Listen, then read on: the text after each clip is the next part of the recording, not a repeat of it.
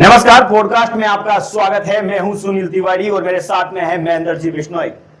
बात करेंगे आज पॉडकास्ट में कांग्रेस के उस घमासान को लेकर, गोविंद सिंह डोटासरा के उस बयान को लेकर, जिससे इस वक्त पूरे राजस्थान में एक अलग ही हवा देखने को मिल रही है, क्योंकि कहीं ना कहीं कांग्रेस ने सबको चौंका दिया है।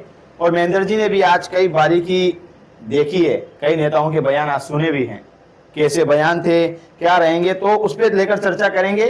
तो शुरू करते हैं आज की पॉडकास्ट।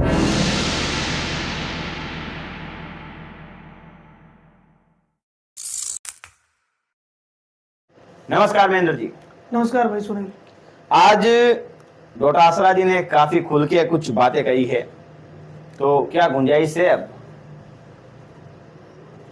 प्रदेश कांग्रेस के स्तर पर इसी बात के चांस थे कि राजस्थान में अगर राजस्थान कांग्रेस की चली तो राजस्थान कांग्रेस लगभग ऐसा ही कहने वाली है, यही निर्णय लेने वाली है। इसके पीछे का एक कारण ये है कि बाप पार्टी ने तो पहले ही अपने प्रत्याशी घोषित कर दिए 2 जगहों पर, फिर बची केवल आरएलपी गठबंधन के लिहाज से। तो फिर शायद कांग्रेस ने ये सोचा होगा कि क्यों नहीं अपन सभी जगह खड़ा कर दे, है ना। दूसरा, अपन सब जानते हैं कि कोई नई बात नहीं है कि हनुमान बेनीवाल, गोविंद सिंह डोटासरा, हरीश चौधरी, इन लोगों की बनती नहीं है। बस इसमें चौंकाने वाली बात इतनी सी है कि आज अशोक गहलोत भी उस बैठक में थे, वो कांग्रेस के वार रूम में बैठक हुई। वो क्यों नहीं बोले, या उन्होंने, जिन्होंने पिछली बार गठबंधन करवाया, जिनकी अहम भूमिका थी, सब मानते हैं, सब जानते हैं इस बात को, गठबंधन करने वाले वही, ये कैसे? तो इस बार जादूगर शांत क्यों रहे, या फिर कोई और प्लान है भी क्या? देखो, कुछ कह नहीं सकते, राजनीति में कुछ भी हो सकता है। गोविंद सिंह डोटासरा ने अपनी तरफ से तो कह ही दिया कि भाई हमारा तो कोई गठबंधन है नहीं, ये हम नहीं करने वाले, हम तो लड़ने वाले हैं। लेकिन अगर आला कमान ने कह दिया तो फिर उससे ऊपर तो हम भी नहीं है। लास्ट में गोविंद सिंह डोटासरा ने बयान देते देते एक बात अटका के भी छोड़ दी, लेकिन मोटे तौर पे यही लग रहा है कि अब गठबंधन की कोई गुंजाइश नहीं है। अब कोई प्लान बी वर्क करेगा तो, और हर राजनीतिक पार्टी कोई ना कोई प्लान अपने आगे से आगे रखती है। अटका के छोड़ दी, ठीक है, अगर आला कमान तय करेगा तो गठबंधन होगा।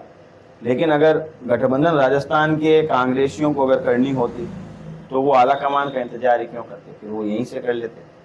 नहीं, वो बात तो है। अब इसमें कंफ्यूजन इस बात का है कि जब गठबंधन की चर्चा मीडिया में चल रही है, पब्लिक में चल रही है, महत्वपूर्ण बात यह कि गोविंद सिंह डोटासरा ये कह रहे हैं कि हमारी तो किसी से बात ही नहीं हुई। बात मतलब क्या? हनुमान बेनीवाल से? ना तो हनुमान बेनीवाल ने बात करी, ना कांग्रेस की तरफ से कोई बात हुई।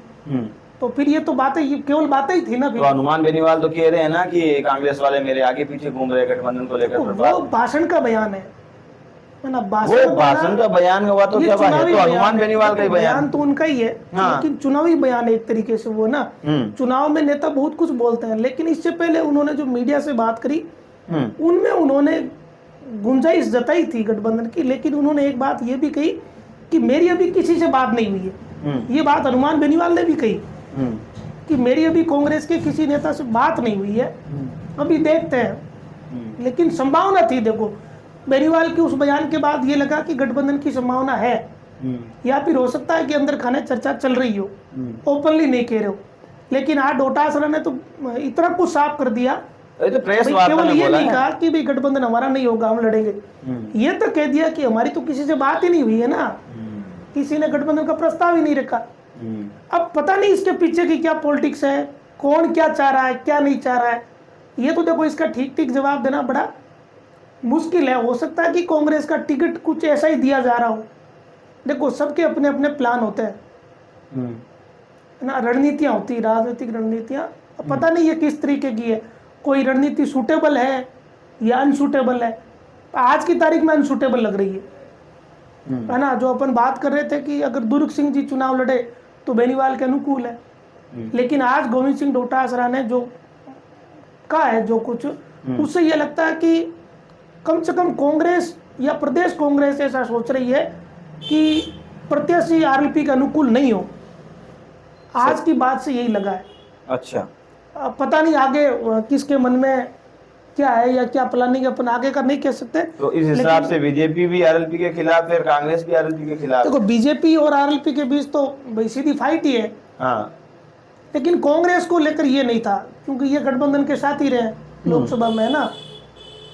तो ये लगा कि शायद ये सीट छोड़ दे कांग्रेस, पर वो कह रहे हैं 7 सीटों पे चुनाव लड़वाएंगे। लेकिन उन्होंने क्लियर कर दिया। अब कुल मिला के एक चीज बड़ी साफ है जी कि आरएलपी, कांग्रेस और बीजेपी ये 3 दावेदार होंगे। अब कांग्रेस का दावेदार कौन होगा, ये उससे ही ज्यादा महत्वपूर्ण बात है जितनी गठबंधन वाली थी, है ना। गठबंधन तो हो जाता वो नॉर्मल हो जाता, फिर क्या नॉर्मल बात हो जाती। हाँ। लेकिन ये प्रत्याशी कौन होगा, ये सबसे बड़ी कांग्रेस का वोट बैंक है ना भैया। में प्रत्याशी है भी नहीं, सच्चाई ये भी है। देखो सीधे तौर पर तो कोई ऐसे नेता तो है नहीं जिन्होंने बहुत ज्यादा या खून पसीना बहाया हो, है ना, जिन्होंने बहुत ज्यादा कोई प्रचार किया और यहीं से जुड़े रहे और यहीं पे एफर्ट्स लगाए, वो तो है नहीं। कुछ लोग हैं जो खिमसर आते हैं जाते हैं, अपना थोड़ा बहुत प्रयास करते हैं। और अगर लोकल की बात करें तो दुर्ग सिंह जी लोकल रहे खिमसर, लेकिन वो मूल कांग्रेस ही नहीं रहे। दुर्ग सिंह बसपा से चुनाव लड़े, निर्दलीय लड़े, अब कांग्रेस में है, ठीक है। और हरेंद्र मिर्दा के पुत्र जरूर उन्होंने वो 2000 उपचुनाव जब उन्होंने लड़ा हरेंद्र जी ने, तब से वो लोग वहां सक्रिय है। लेकिन और कहाँ नेता बताओ। तेजपाल मिर्दा थे, उनको पार्टी से निष्कासित कर दिया। हाँ, निष्कासित। लेकिन आज तो ये भी चर्चा चली कि तेजपाल मिर्दा से भी कुछ नेताओं ने संपर्क किया है। अच्छा, कांग्रेस वालों ने अब कर लिया होगा, संपर्क करने के लिए तो कर लेते हैं, ना कोई निष्कासन करना कोई ये कोई ऐसा नहीं है कि भाई। अशोक गहलोत इतनी चुप्पी क्यों साधे हुए हैं, ये क्या है कारण, ये क्या राजनीति है? भाई जादूगर को तो कोई समझ ही नहीं सकता। जादूगर पिछली बार ये सोच रहे थे सब लोग ये गठबंधन उन्होंने क्यों कराया, बहुत सारे लोग चर्चा कर रहे थे ना ये क्यों करवाया। सही बात। तभी लोग कल्पना ही कर रहे थे सारी, क्यों करवाया, कैसे हुआ होगा, इसका मतलब इनके तो लंबा गठजोड़ होगा, बहुत तरह की बातें की गई। लेकिन सब देखो अपनी अपनी पॉलिटिक्स को देखते हैं, भविष्य की पॉलिटिक्स को देखा जाता है, भूतकाल को कोई नहीं देखता, राजनेता नहीं देखते आमतौर पे, वो देखते हैं कि बीत गया जो बीत गया, अब आगे क्या भैया, आगे का देखते हैं। तो लेकिन आज वाली चुप्पी वाकई में चौंकाने वाली है कि अशोक गहलोत अब मौन क्यों रहे, जबकि मुझे नहीं लगता कि अशोक गहलोत के लिए एक सीट पर गठबंधन करवाना कोई चुनौती का काम है। सही बात। जब उन्होंने लोकसभा में इतना कुछ होने के बाद करवा दिया, तो ये तो कुछ था ही नहीं ना, ये तो बाई इलेक्शन है, इससे कौन सी सरकार पलट जाएगी, कौन सा कोई पार्ट टूट जाएगा, कुछ नहीं होगा। एक विधायक बनेगा, कोई सरकार नहीं बदलनी है, सरकार नहीं बदल, कोई ज्यादा फेरबदल नहीं होना है, सब वैसे ही रहने, वैसे ही रहना है ना। चुनाव जैसे ही रिजल्ट आएगा 2 दिन चर्चा होगी, फिर सब कुछ नॉर्मल हो जाएगा। ताकत दिखाएगी बस पार्टियां, बस पार्टी अपनी अपनी। अगर 7 सीट बीजेपी में जाती है तो बीजेपी कहेगी हम मजबूत हो गए और ज्यादा, और कांग्रेस अगर कांग्रेस ने अपना रखा तो कांग्रेस कहेंगे हम मजबूत हो गए, बाकी क्षेत्रीय पार्टी ने अपना गढ़ बचा लिया तो ये कहेंगे देखो हमने हमारा गढ़ बचा लिया, हमारा वर्चस्व है। तो लड़ाई बस इतनी सी है, लेकिन इससे कुछ नहीं बदलने वाला। तो इसीलिए ये बात सोचने वाली है कि जब कुछ बदलेगा ही नहीं तो फिर हनुमान बेनीवाल को नाराज क्यों कर रही है कांग्रेस, होगा ये तो वैसी बात है ना। तब भाई पंगा लेने की कहाँ जरूरत है, अब ले लिया है। तो अब इसके पीछे कोई ना कोई तो गहरा कारण है जो हम लोगों की पहुंच के बाहर है अभी तक, है ना, हम लोगों की समझ के बाहर है, या हमारे पास उस बात की जानकारियां नहीं है।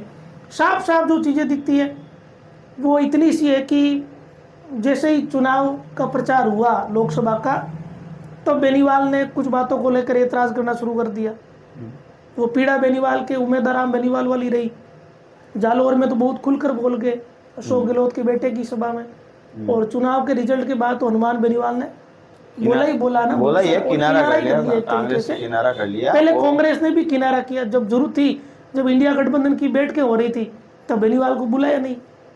जब एक पार्टी का एक सांसद अगर दूसरी पार्टी वालों को बुला रहे हो एक सांसद को, तो इनको भी बुलाना चाहिए। तब कांग्रेस ने भी किनारा किया, मतलब गठबंधन तो हो गया, लेकिन खटपट चलती रही ना।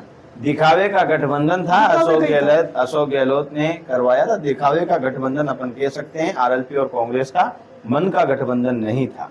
हाँ, मन वाला नहीं था, मन का गठबंधन नहीं वाला था। होता तो जरूरत नहीं थी कि उमेद राम बेनीवाल को कांग्रेस तोड़ कर ले जाए। आप लोगों को बता दें कि पॉडकास्ट का मतलब होता है कि हम एकदम सिंसियरली बैठ के पत्रकारों जैसे बोले, तो वो आप मत सोचिएगा। पॉडकास्ट का मतलब होता है कि हम दोस्त हैं, पत्रकार भी हैं, हम कैसे भी बैठ सकते हैं, कैसे भी बातें कर सकते हैं, और करेंगे सामान्य सच्चाई चर्चा- वाली। सामान्य चर्चा। हमारी बातों में मिलावट नहीं होगी, सच बात करेंगे, बाल की खाल निकाल के बात करेंगे। तो कमेंट में आप जरूर बताइएगा कि क्या हनुमान बेनीवाल और कांग्रेस दोनों का गठबंधन नहीं होना, कौन सबसे इसमें गड़बड़ करने वाला नेता था। कमेंट में उसका नाम जरूर लिखिएगा कि इसी नेता के कारण यह गठबंधन नहीं हुआ है, और लाइक जरूर कीजिएगा। अगला सवाल महेंद्र जी मेरा ये है, हालांकि सबको पता है कि कौन वो नेता है जिसके कारण ये गठबंधन नहीं हुआ, सब जानते हैं, आप भी बताइएगा कमेंट में। अब गठबंधन तो नहीं हुआ, अब नहीं हुआ तो नहीं हुआ। हनुमान बेनीवाल ऐसे आप कमजोर मत समझो उनको, नहीं, कोई फर्क नहीं पड़ता। कोई फर्क नहीं पड़ता गठबंधन से। कौन से कांग्रेस के वहां इतने कोई, देखो ये तो मैं ही मानता हूँ कि हाँ। कहीं कोई फर्क नहीं पड़ने वाला। कोई नहीं। अभी अब अभी तो- कुछ नहीं है। देखो अभी चीजें जब नामांकन दाखिल हो जाएंगे हाँ सबके, हाँ, चीजें क्लियर कट होगी, तब पता चलेगा कि असली तस्वीर क्या है। अब वो कोई ऐसे कोई उम्मीदवार कांग्रेस खड़ा कर दे जो हनुमान बेनीवाल को तकलीफ देने वाले हो, तो अपन भी सोचें। फिलहाल कांग्रेस अगर खड़ा करे तो भी ठीक, ना करे तो भी ठीक, अभी ना माने तो फिर मालूम चलेगा, चर्चा बड़ी होगी। मुझे ये बताइए कि अभी गठबंधन आओ, दावेदार कौन हो सकते हैं? कांग्रेस का गजब ही है भाई, है ना। कुछ नाम ये तो- अपन बात करें, दुनिया भी यही मानती है। कांग्रेस में अब आप सोचो, अखबारों में छप गए नाम, ठीक है, संभावित अखबारों ने, टीवियों ने सर्वे करवा लिए, ठीक है, जो लोकल बॉडीज के होते हैं ना, फिर नए नाम आ गए, फिर नए नाम आ गए। अब जो बीजेपी में है उनके भी नाम आगे, उनके भी नाम कांग्रेस से आ रहे हैं। तो ये कांग्रेस है, लेकिन मोटे तौर पे बताता हूँ। देखो सबसे पहला नाम चला राघवेंद्र मिर्धा, बिंदु चौधरी, ठीक है, और फिर नाम चला दुर्ग सिंह का, ठीक है। अब मैं ताजा दो नाम बताऊँ आपको, हनुमान बांगड़ा का, अच्छा चौंकोगे आप, है ना। हाँ, और एक नाम और है जिनको अपन अभी बता नहीं सकते। देखो वो जब तक बीजेपी में तब तक बताना ठीक नहीं रहता, लेकिन वाजिबी ये तो नहीं मैं है, दे देता हूँ confirmation आएगा कि तो। वो पहले कांग्रेस से चुनाव लड़ चुके हैं, फिर और- बीजेपी में चले गए, लेकिन बीजेपी में सक्रिय नहीं है। तो ये अच्छा इतने तो लोग हो हैं। सकता है, कोई गारंटी हाँ नहीं। नहीं नहीं, क्या असंभव क्या नेताओं है? की और कौन कुछ सी गलत भी नहीं पार्टी है इसमें, भाई? देखो, कुछ गलत भी नहीं है, हाँ, है ना। जहाँ अवसर मिले वही ठीक है।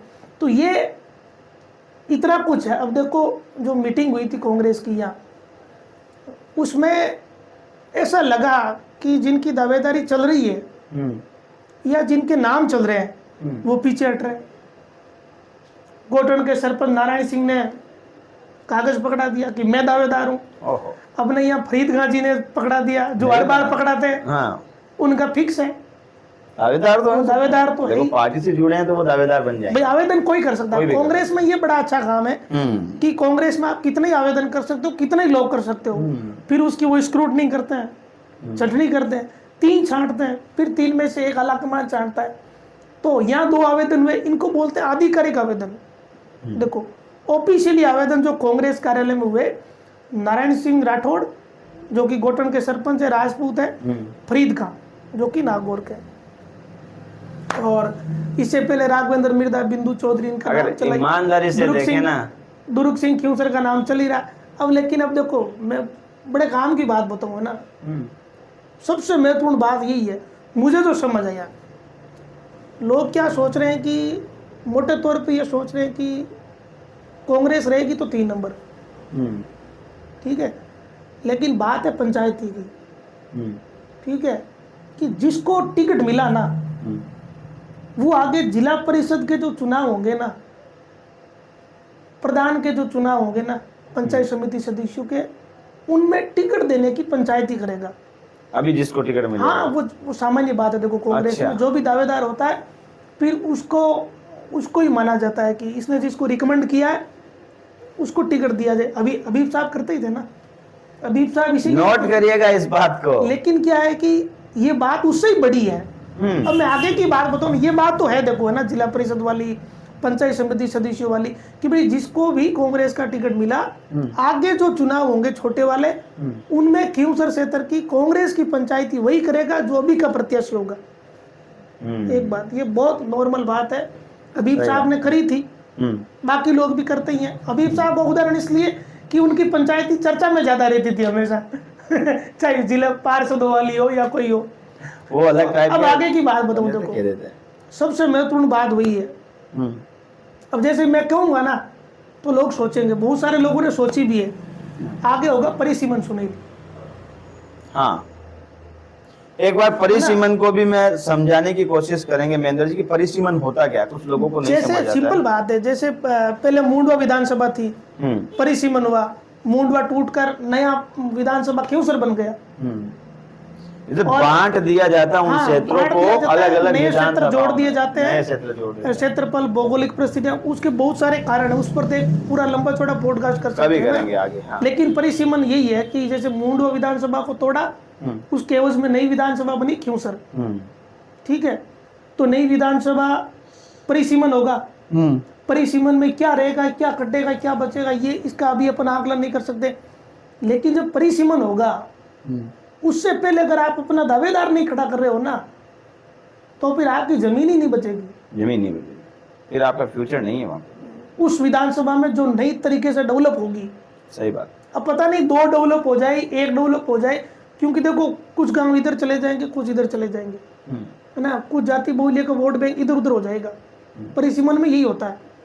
हबीब साहब मुंडवा से कितनी बार विधायक रहे, लगातार रहे, कई बार, ठीक है।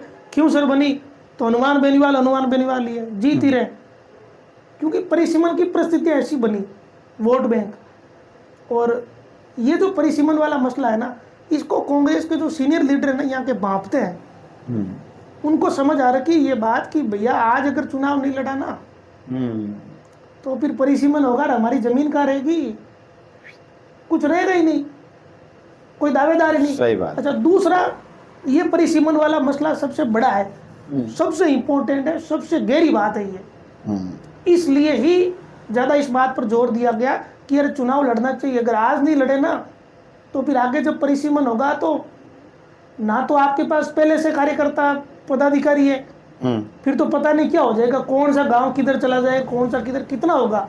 सही बात भाई, मुंडवा का याद करो, अपन तो उस समय बच्चे थे ना, कहाँ तो मुंडवा विधानसभा थी, कहाँ खींवसर है, उसमें काफी कुछ बदलाव हुआ।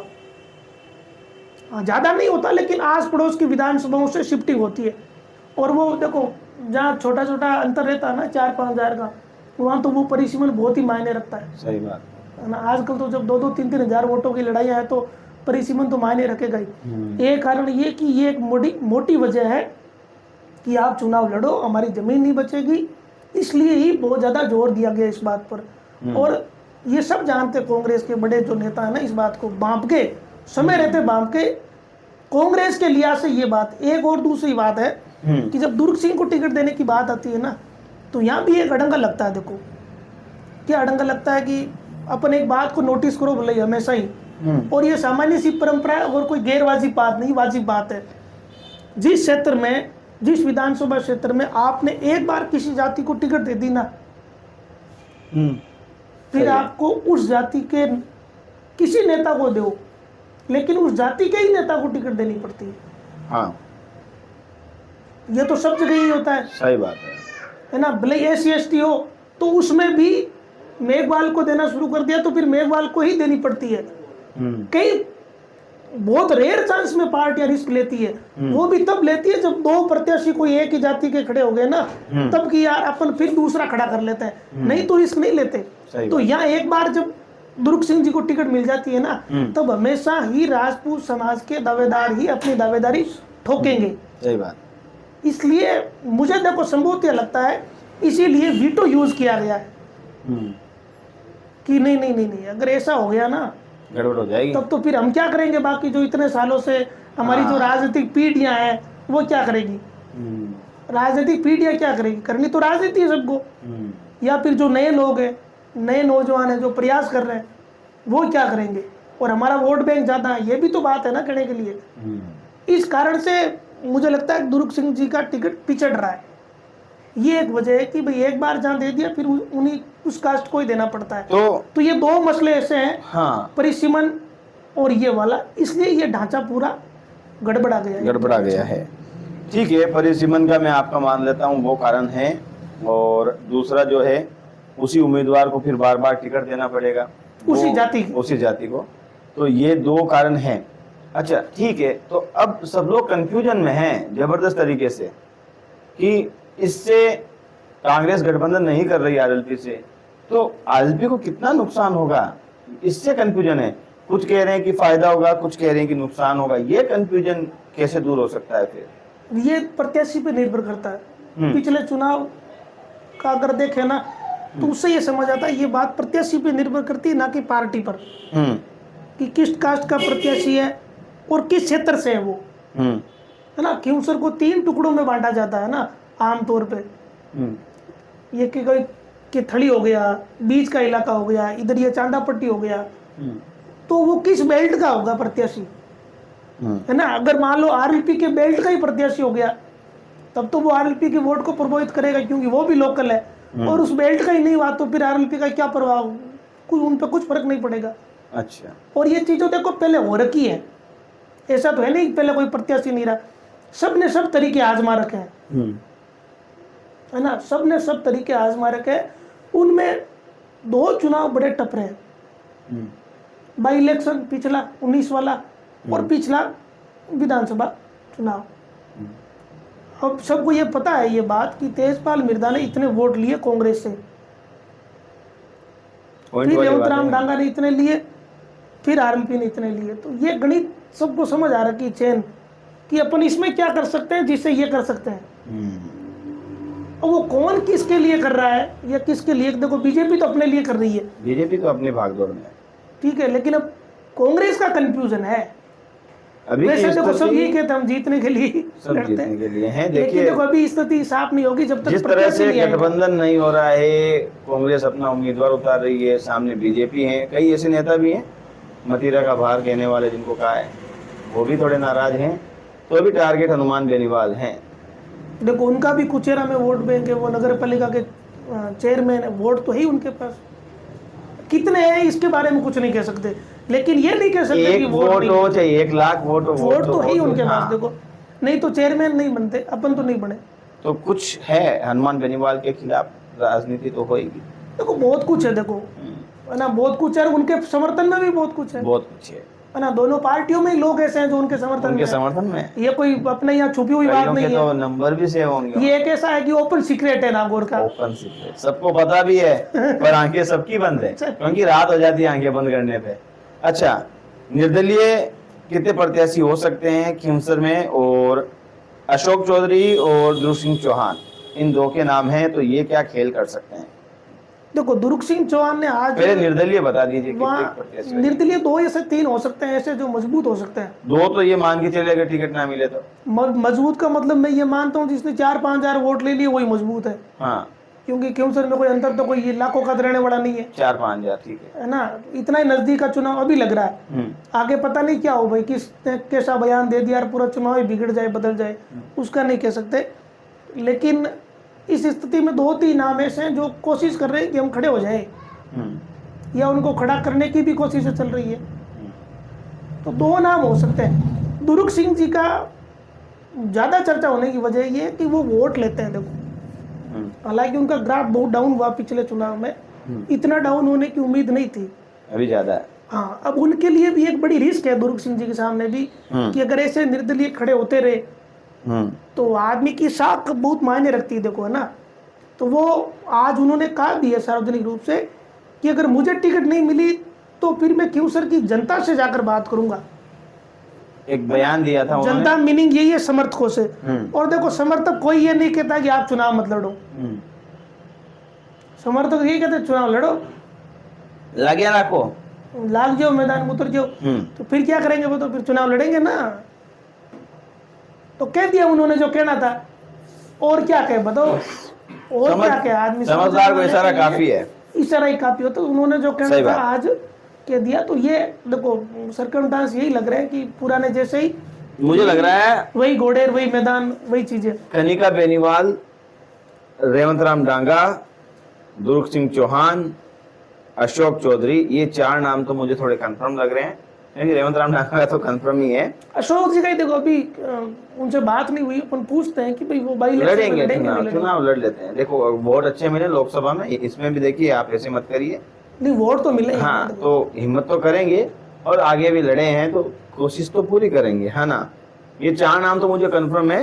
अब कांग्रेस से एक दबाव वाला नाम है, अब देखो किसका आता है, किसी का भी आ सकता है। देखो उनका आ सकता है, जो मैंने आपको बताया अभी बीजेपी में है, उनके नाम खास की तौर पे चर्चा बड़ी चली 2 दिनों में। हाँ, फिर बिंदु चौधरी का नाम तो पैनल में है, देखो ठीक है। राघवेंद्र मिर्दा का भी नाम की चर्चा रही है।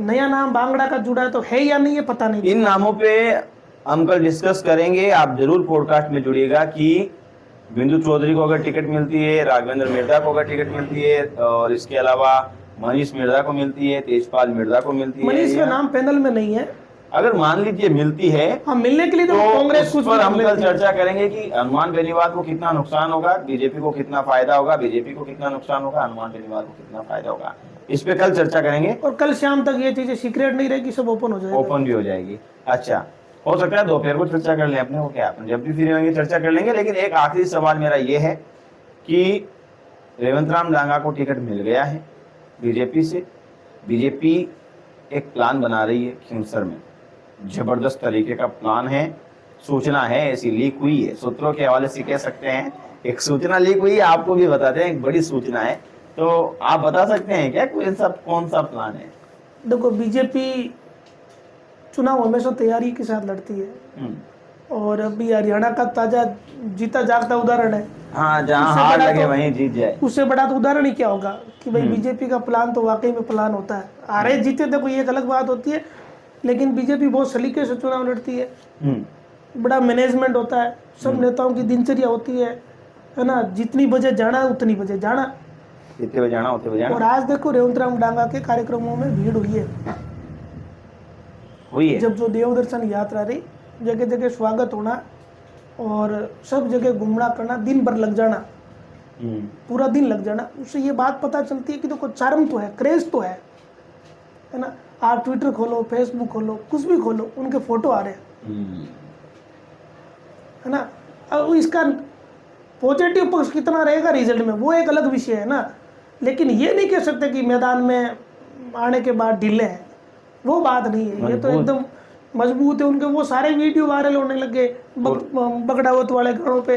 डांस बहुत अच्छा होता है, ऐसे ऐसे डांस करते हैं वो, डांस करने वाले, एक छाता लिए भी घूम रहे आजकल, वो तेजा जी के गानों पे, तेजा गायन पे नाचते हुए। तो और लोग किसान पुत्र बता रहे हैं, लोग ये कह रहे जमीन से जुड़ा हुई व्यक्ति, और बड़ा एक एंगल है ना कि आपने सापा पहन रखा है, आपने धोती कुर्ता पहन रखा है, आप वैसा ही दिख रहे हो जैसी यहाँ की पब्लिक दिख रही है, वो प्लस पॉइंट है। आप उनसे कुछ अलग नहीं हो, आप उनके जैसे ही हो, वो वैसे ही हैं, और वैसे ही हैं। हाँ, तो टूटी फूटी हिंदी बोलते हैं, बिल्कुल देसी है ना, देसी आदमी है ना। तो वो देखो वो चीज पानी ले लीजिए आप, वो करेक्ट भी ज्यादा करती है लोगों को। कई बार क्या होता है, अपन कोई यहाँ तो है नहीं कि भाई अपन कोई ऐसे शहर में रह रहे हैं कि बहुत ज्यादा हिंदी बोलने वाले हो ना, अपने यहाँ तो यही चीजें चलती है, तो लोगों से कनेक्टिविटी है। सही बात। और यही चुनौती है, देखो कनेक्टिविटी के कारण ही चुनौती है, और जिन जिन नेताओं की कनेक्टिविटी रहती है ना, वो चुनौती देते हैं। सवाई सिंह जी चौधरी ने हनुमान बेनीवाल को चुनौती दी थी, कनेक्टिविटी उनके अफसर रहते हुए भी लोगों से थी। ये पॉइंट है, भले ही फोनिक कनेक्टिविटी थी, लेकिन थी। भले 16,000 का समथिंग का अंतर रहा, लेकिन तब हनुमान बेनीवाल का क्रेज भी बहुत था यार, उदय था उस समय, है ना, क्रेज भी जबरदस्त था, तब भी उन्होंने अच्छा चुनाव लड़ा। तो ये बहुत सारे कारण देखो, और भैया राजनीति में ये होता है, आप हमेशा एक जगह नहीं रह पाते, कोई भी व्यक्ति नहीं रह पाता। और कोई कहता है ना कि ये एक चुनाव इस नेता के हारने से या उस नेता के हारने से राजनीति खत्म हो जाती है ना, तो वो बात बिल्कुल फालतू की बात होती है। किसी नेता का कभी कैरियर खत्म ही नहीं होता है ना। कैरियर खत्म होता तो टिकट नहीं मिलती ज्योति मिर्दा को, अगर कैरियर खत्म होता तो ज्योति मिर्दा का कभी खत्म हो जाता ना।